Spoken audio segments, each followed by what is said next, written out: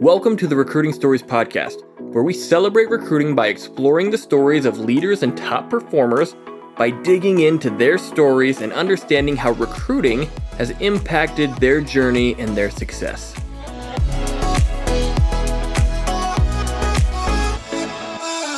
All right, everybody, welcome to another edition of the Recruiting Stories podcast. Thrilled that we've got Ben Graeff. Is that great? Ben Graeff, is that how you say it? Ben Graeff. Ben Graeff, COO of FreightPlus. He's also has 10 years at Amazon, and he's a Harvard grad. Played college football there. So welcome, Ben. Thanks, Adrian. Yeah, great to be here. We're excited to have him. Obviously, my company's called Cover 3 Consulting. Shout out to my football playing days, and I've got my reasons for that. But always good to have someone who's played ball and also in the transportation industry. So I think that's great. Ben, tell us a little bit about what you do at FreightPlus and a little bit of your background real fast. Yeah, of course. So, like you said, I'm the COO, Chief Operating Officer here at FreightPlus. Been with the company for about a year and a half. It actually feels like I've been with the company for longer than that because my best friend and CEO, Steve Aborn, he's also a Harvard football guy, played tight end. We sort of were best friends in college, and then I graduated the year before he did, went out to Amazon as part of the retail undergraduate program. And then he came a year later and was with Amazon for about 3 years.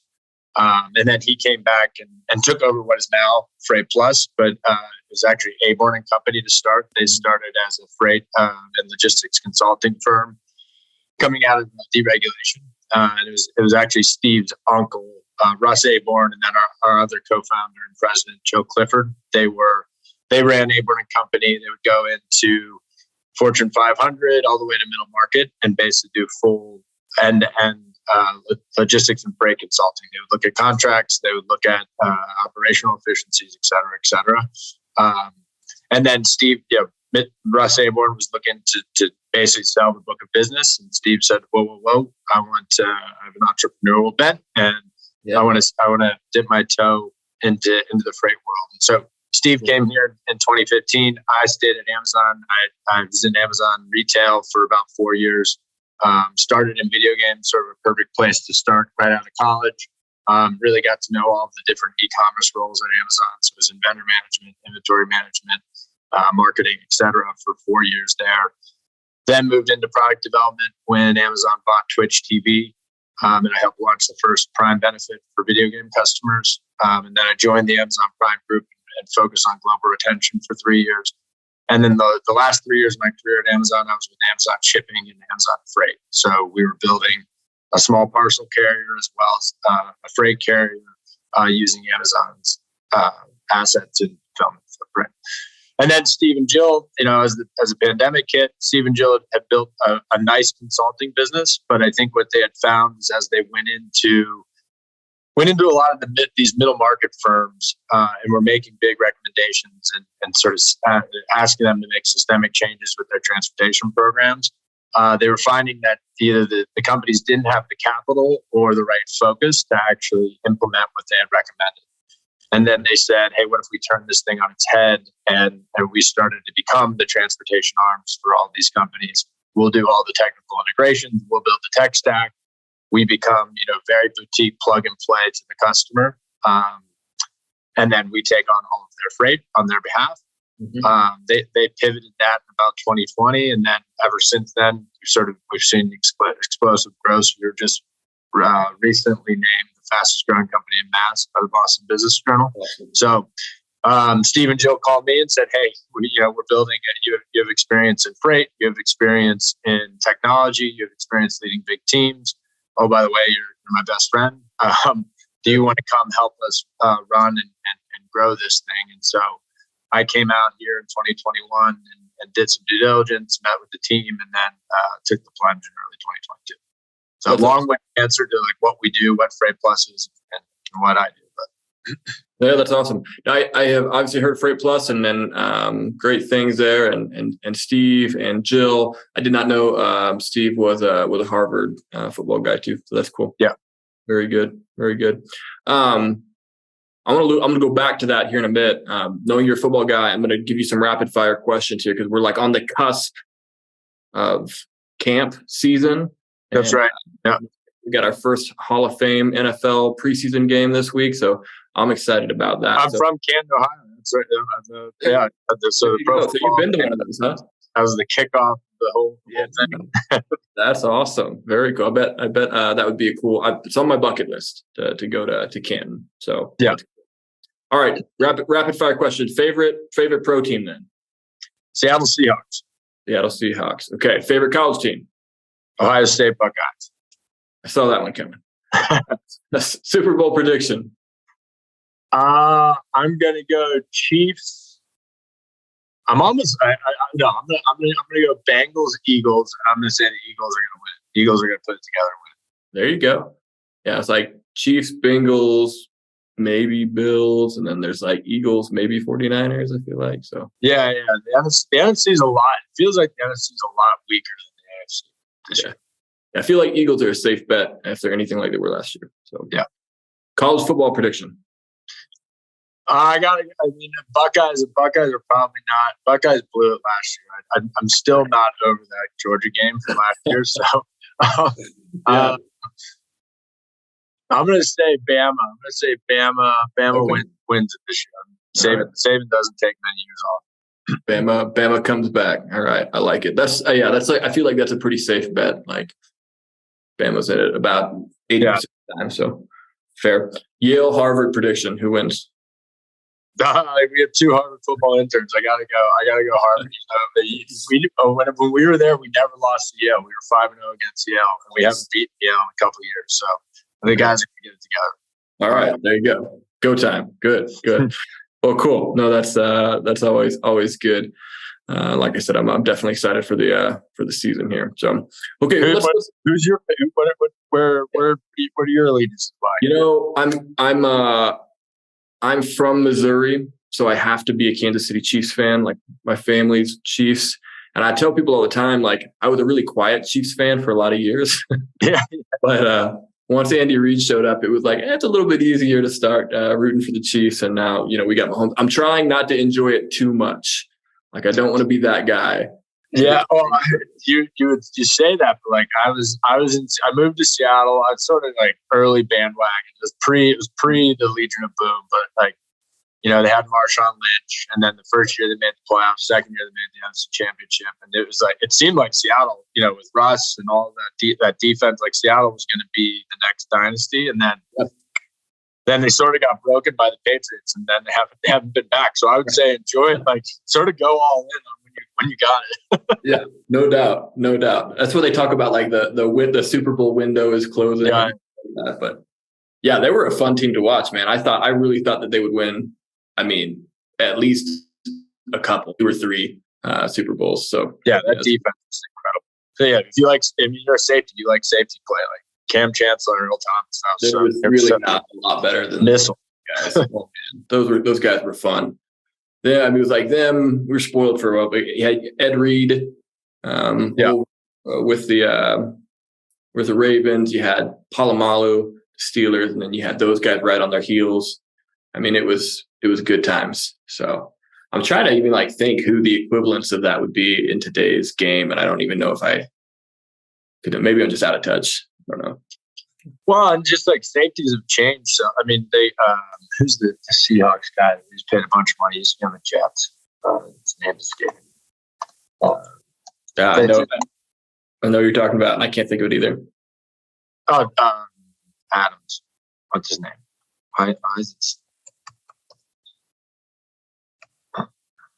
Jamal Adams. Jamal. Yeah, he's been hurt.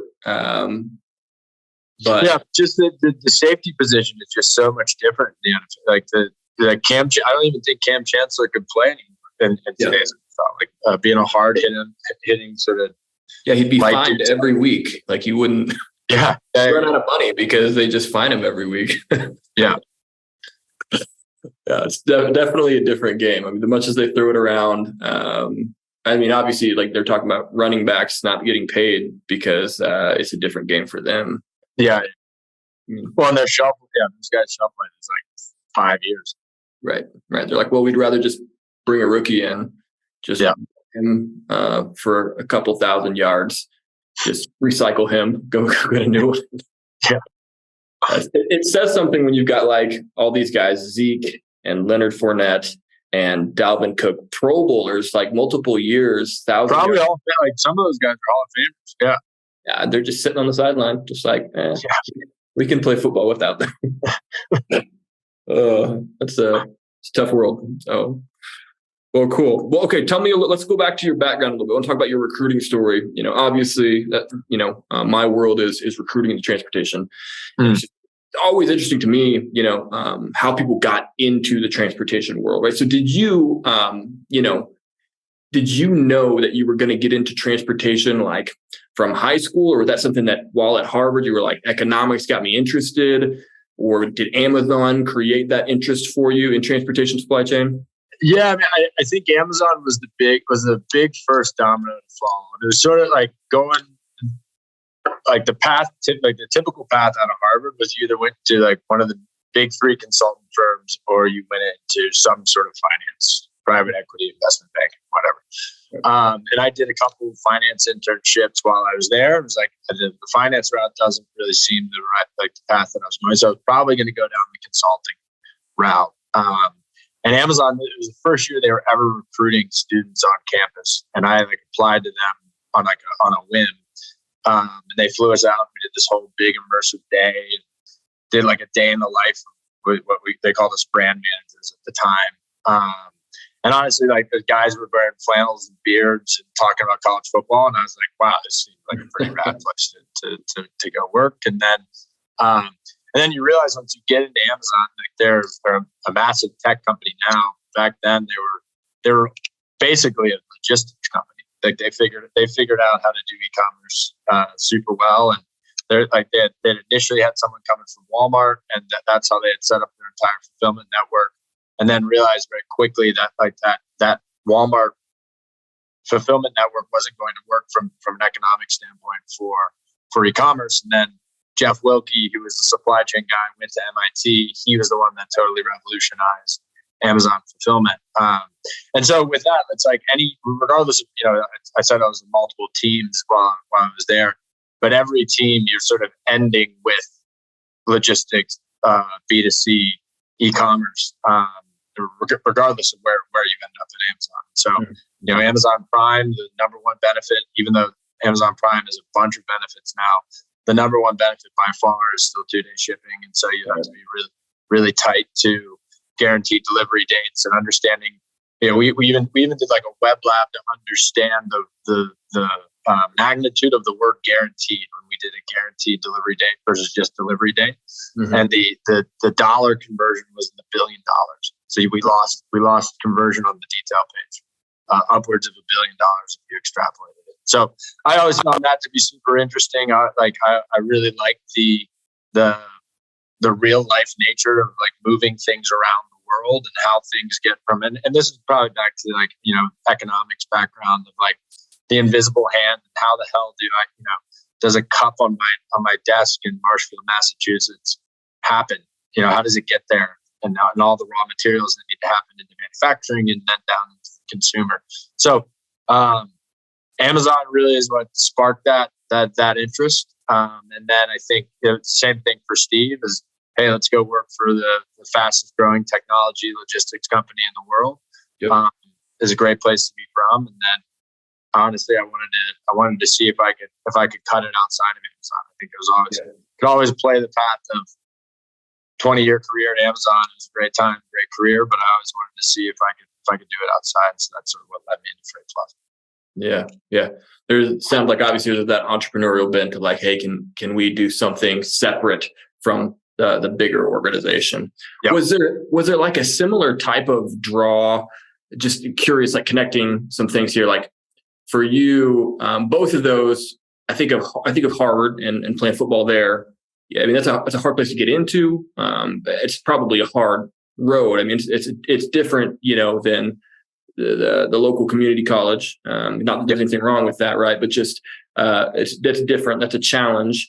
what drew you to Harvard? Was there a specific coach or recruiter or experience that made you say, man, that's real where I want to go?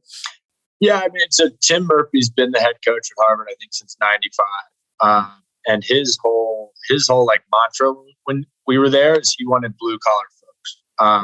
And what he did, and a lot of that was like I'm second generation college kid. My parents both were German and Irish immigrants, grandparents rather.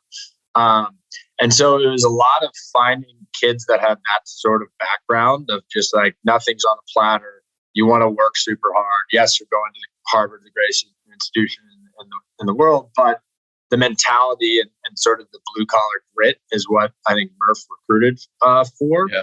And right. So that was like really apparent when I went on official visits there versus somewhere like a Princeton at the time, or even some like the Mac schools. It just seemed like kids were going there. They wanted to get a full ride. There wasn't a ton of like camaraderie and sort of homogeneity and like how people were approaching football. Mm-hmm. And so I think that was a lot of the reason why I like, and again, because he was looking at a lot of Midwest kids, and it wasn't just kids from specific parts of the country, it's kids from sort of all over. I felt at home kind of like almost immediately. Not so much at Harvard. I don't know if I ever felt at home at Harvard because there's a lot of like imposter syndrome, and you're dealing with astrophysicists and some really smart people there. But in terms of the football team, like the first day of the football team, it was always just sort of the same mindset: work really hard, be committed to a singular goal, and then go win the Ivy League. That was the target. So I think it was like you asked, what was it? It was basically Coach Murphy plus then a lot of the guys that I met when I was on campus, and then the guys as part of my recruiting class, and even who I'm friends with nowadays. Just all of my best friends are Harvard guys. Yeah, I mean, it sounded like the leadership, kind of the vision that Coach presented to you, as well as the actual people there, and then just the culture that he created was attractive. Which you see that at good football programs, good companies. Like exactly. Well, you're right. It's like the leader sets the vision, and then you start to talk to the people that are bought into it. Like is the vision aligned? And that's where I think it definitely was there. And it was, I would say, up until a time, it was like that at Amazon as well. Of just like a super hardworking, like work hard, have fun, make history was Amazon's mantra back in the day. And like I said, I was able to see myself in the guys that were leading, big beards, like having a beer, wanted to work super hard and deliver really cool and new things. And so that attracted me to Amazon when compared to some of the other opportunities that I was looking at. Yeah, that's awesome. So I guess then translate that to where you are now. Have you been able to take some of that experience and like download that into FreightPlus? Maybe what have you done? What do you want to do there as far as how you recruit or the culture that you guys are creating over there? Yeah, I mean, I think one of like obviously 10 years at Amazon, a lot's going to sink in, and so I think one of the brilliance of Jeff, like probably the most brilliant aspect of Jeff Bezos, is he was able to take a bunch of different aspects of different cultures, whether it was Walmart, whether it was Intel, whether it was Google, and he was able to weave them. None of them were unique ideas, but then when the way that they were weaved together was like uniquely Amazon. And so in terms of where we've like some of the things that we've implemented here that were really effective there is like our leadership principles, which basically act as like the true north for employees. It's our organizational DNA. It's what we, anytime a employee wants to understand what they should be doing, it's like they have their Bill of Rights right in front of them. Yeah, everyone has a laminated on this table right here. It's like this is our core DNA. Then I think the other piece is just like mechanisms, and what we mean by mechanisms is not just like Bezos always talked about good intentions and why mechanisms work and good intentions don't, because you can ask a team to try harder, but and to do better, but they were already trying to work hard and they were already trying to do better. And so, and what mechanisms are is you got to be able to identify a problem, measure that problem, and then audit for what you're trying to fix. And if you do that, you then can catch things much more easily. So we've implemented mechanisms here, whether it's our daily business review, where we review our operational audit report and are looking at loads on a day-to-day basis and on a status by status basis to catch them before they get in trouble, all the way to our weekly business review, quarterly business review. That sort of is our structure. And then I think the other thing about the culture that we've absorbed that is from Steve and from Jill, I think it's again that grit. Like Jill didn't go to college. Jill's now the co-founder of the fastest growing company in Massachusetts and has been in freight for 30 years and is like one of the grittiest people I know. And she's super curious and asks a ton of questions. And then I think the other one is just like going back to that blue collar sort of college athlete mentality. We find that in freight and in a fast-paced environment, like college athletes perform super well because of the fact that they have had, like you were talking about, they've had to be able to time management, be able to prioritize. I got football practice and I got a big exam, or I got 5 big exams. How do I then balance all of those things? And in freight and managed transportation, that skill set is super, super applicable. Yeah, that's so good. I remember in an interview that I had back in the day, kind of on that same idea of kind of grittiness and kind of why people are interested in student athletes. And they asked me like if I've ever had to perform in a pressure situation before, and I sort of laughed, and I was like, I've been playing man-to-man coverage one-on-one in front of thousands of people, in front of guys. And I mean, I either stonewall this guy or he beats me over the top for a touchdown. And, that's pressure. And, there's most of the time I felt like I did all right, but there's moments where I got beat and, you have to go back and watch the film. And if you can do that, great. That's you just kind of learn that like, hey, I'm not going to win every single time, but when I lose, I gotta learn and get back on the horse and improve and not live where I lost essentially. So I love that attitude. That's great. That's super cool. Tell me a little bit about where you guys are going. I mean, obviously it sounds like, hey, we focus on managed transportation. We do a lot of consulting for our client base. Tell me what FreightPlus, kind of the heartbeat of where you guys are going, what differentiates you guys? Yeah, I think it's probably it's 2 or 3-fold. I think the first is like our ideal customer profile is just different than a lot of the other managed transport providers in the industry. So we want to bring like a Fortune 500 transportation and Amazon level transportation solution to the middle market. And then also heavily focused on food and beverage. So food and beverage is difficult freight, high claims, you refrigerated, reefer, cold chain, all of that, all of those dynamics.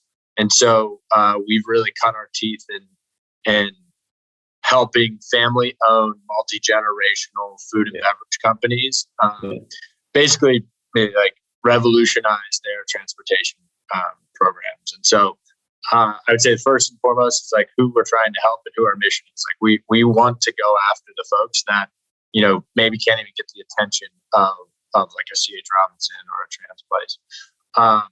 Second, I think is generally like our approach to the industry. So I think we're always battling against a lot of scar tissue between you sort of have 3 individuals that are 3 different entities that operate in freight. You have the traditional broker, you have the shipper, and then you have the carriers. And there's a bunch of distrust amongst all 3 of those. And so one of our core like foundational principles is like trust and transparency. And so like when we can be the best is when we're bringing both the shipper and the carrier together, and we're creating partnership. We're creating long-term value in both of them. Like Steve always talks about, Aborn Company's been around.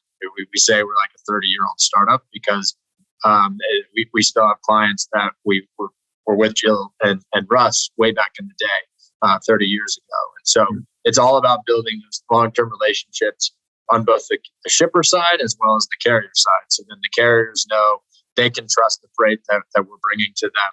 And then that then leads to, benefits from the customer standpoint, because we're lowering cost structure for everyone involved. And then, we're rebuilding and continuing to build that trust. And then I think the last one is just like the data centricity that I was talking about. So really operationalizing data. That's like what I think Amazon is absolutely excellent about. Like I was talking about those mechanisms earlier, and measuring each stage gate and each time, an order is handed off throughout your order management cycle is a time where a customer could be handed off or could be let down or could be ignored.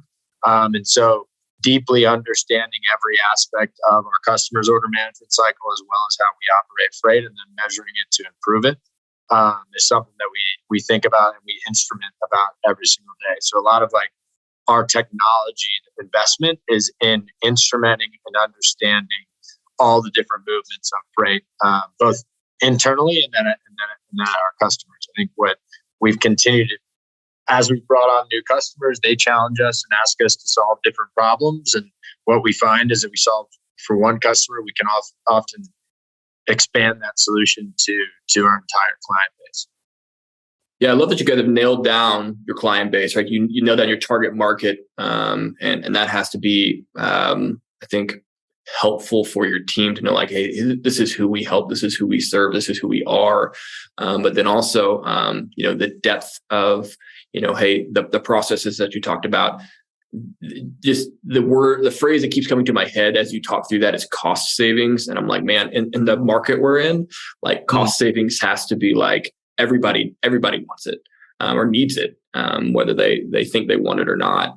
Talk about that a little bit, the market that we're in, right? We're seeing, Yellow, obviously ceased operations. We've seen some other, organizations go bankrupt, obviously to, lose capacity. There's different things hitting the market right now.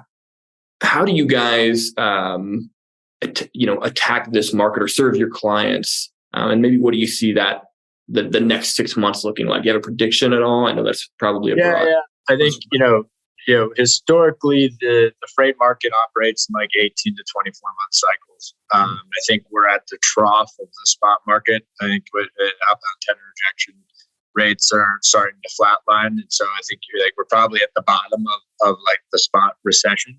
And, we're continuing to see, I think it was last week, or last month, like contract rates declined by another 5%. And so we'll get to that inflection point probably at the end of this year, if not early into next, where spot and contract will get back to sort of their historical spreads.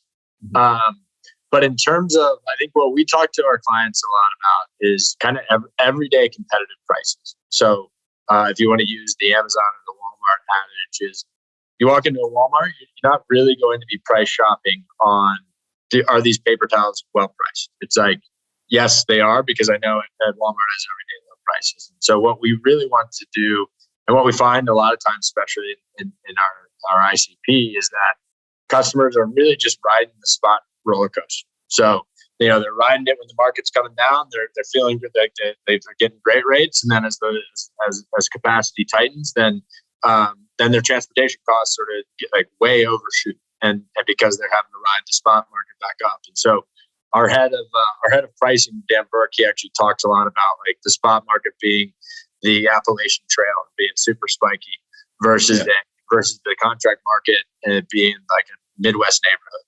And so it's all about, price competitiveness. So making sure that customers are getting getting the what they perceive as a competitive price.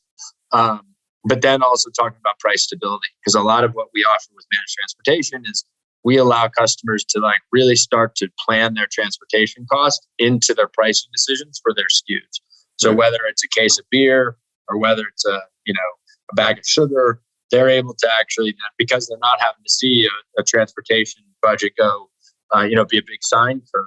They're then able to start planning for transportation as almost a fixed cost, and then a lot less of a variable cost, which allows them to make much better pricing and finance decisions down the road. So I think that's where, you asked like where, so 6 months, I think we're probably going to see capacity tighten in the spot market. Mm-hmm. And I think you're going to continue to see, just as carriers have over the last period of very low spot rates, they preferred contract freight. And I think from the shipper standpoint, as the market tightens, it's good to have those long-term carrier relationships and carriers that understand your freight and have been running your freight. And then that's how we put this price stability concept into action, is take advantage of spot where we can, but really build out long-term carrier partnerships and relationships so customers are it's kind of like investing in a mutual fund.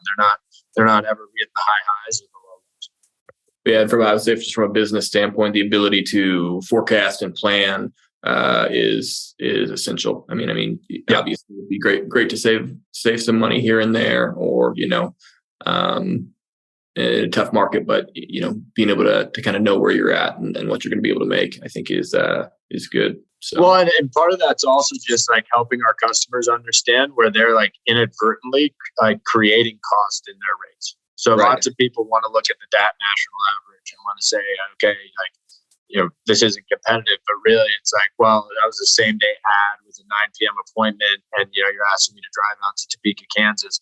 Like all of those factors are influencing your rate more so than, broker X, Y, or Z going and beating up the carrier. And so it's helping educate. And that's again, where I think managed trans is much different than transactional, is we're educating them in like what actually influences their costs.